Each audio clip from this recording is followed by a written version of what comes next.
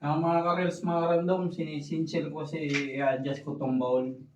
Ilipat ko yung butas dito banda. Kasi masyadong dikit dito. Dito sa banda. Papalitan mo rin to ng bago. Dito. Tsaka yung floor drain, i-adjust ko din dito.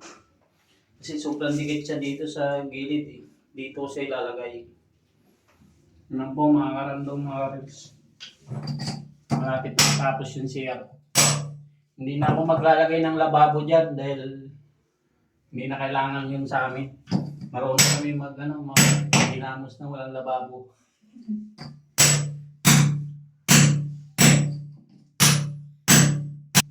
Hindi naman kami masilan.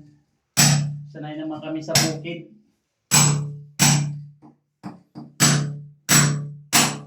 Naayos ko lang itong CR kasi pag may bisita, medyo nakakaya kasi yung CR mo na parang hindi naman CR.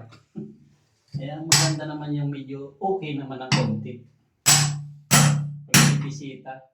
Diba mga ka-reels, mga karandom, kayo pumunta dito, hindi kayo madidiri sa CR.